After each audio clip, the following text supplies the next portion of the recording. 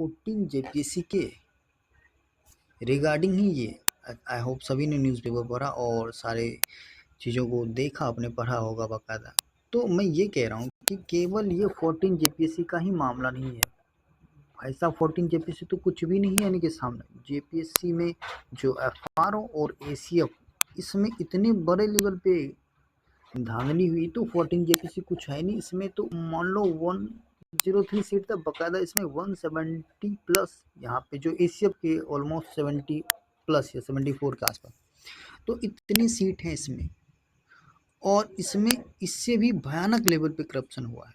तो केवल 14 जेपीसी ही नहीं, ये तो कैंसिल होना ही है बकायदा 14 जेपीसी। तो फिर से कहूँ ये भाई साहब, इस एग्ज़ाम को वैसे भी पोस्टपोन हो ही चुका है और पोस्टपोन होने से काम नहीं चलेगा। हम लोग पूरा एजेंसी ही बदलने वाले हैं। तो हमारी ये डिमांड रहेगी कि हम इस एजेंसी के भरोसे तो अब नहीं रह सकते। इसकी ट्रांसपेरेंसी देख लिया सभी ने, बकायदा इनके मैनेजर ही इनमें इन्वॉल्व हैं, तो इन पे हमें विश्वास नहीं है। तो हम क्या डिमांड करें कि एजेंसी चेंज होनी चाहिए और दूसरा 14 जेपीसी को बहुत ही अच्छे से किया जाए। तो ये रहा इनका, तभी जाके जेन्युइन कैंडिडेट इसके अंदर आ जाएंगे। अदरवाइज आप एग्ज़ाम को पोस्टपोन कर दो या 2 महीने बाद फिर से एग्ज़ाम ले लो, तो उससे कुछ होने वाला है नहीं।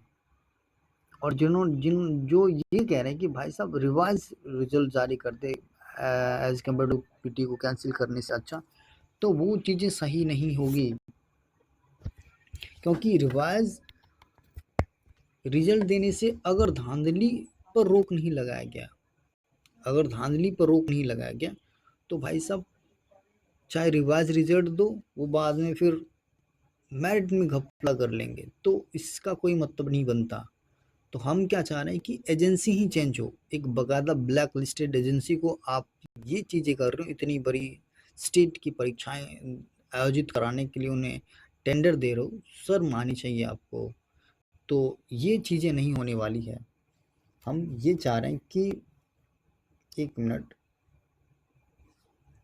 हम ये चाह रहे हैं आप सभी से अनुरोध है कि 14 जेपीसी का मामला तो है ही, बाकायदा जिसमें भयानक लेवल पे स्कीम हो रहा, तो उन्हें भी नहीं, यानी कि हम लोग ये डिमांड करना चाह रहे हैं कि इस एजेंसी के द्वारा, ये जो टीडीपीएल एजेंसी है, इस एजेंसी के द्वारा जितने भी एग्ज़ाम कंडक्ट कराए गए हैं, एफआरओ हो चाहे एसीएफ हो, इन सब की जांच हो, क्योंकि इस सब में भी भयानक लेवल पे धांधली हुई है।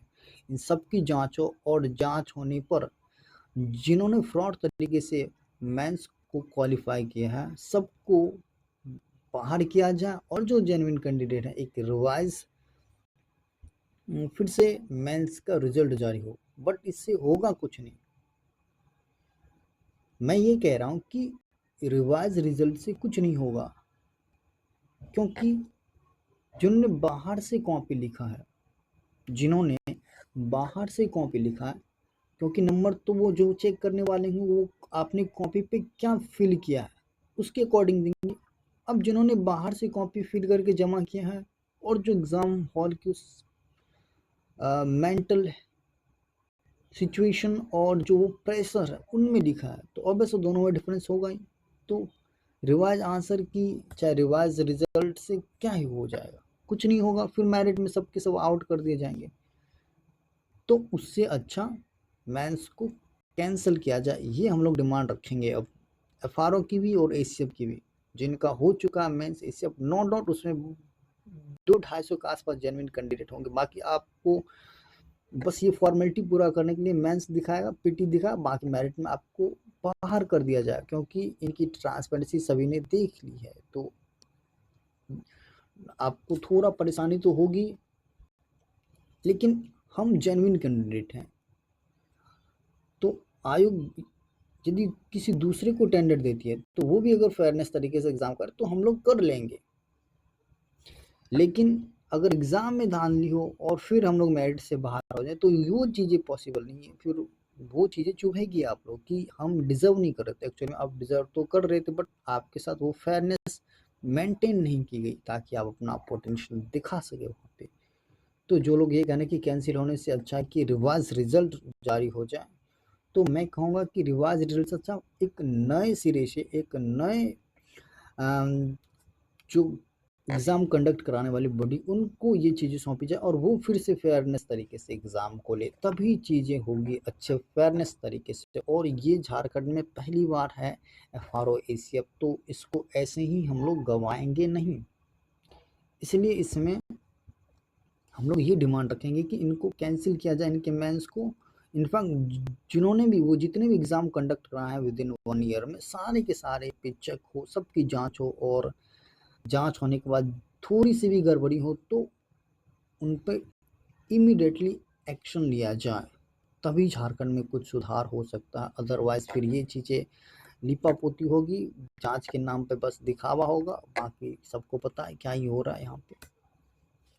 तो अभी चीज़ें स्टूडेंट के फेवर में है, वो जो डिमांड रखेंगे वो चीज़ें उसके अकॉर्डिंग फुलफिल की जाएगी, गवर्नमेंट पे भी प्रेशर आएगा। सो ये बहुत ही अच्छा अपॉर्चुनिटी है हम लोगों को अपनी डिमांड रखने का, और ये एजेंसी बदलने का, और जो जेपीसी की काली करतूतें हैं उनको भी धोने का।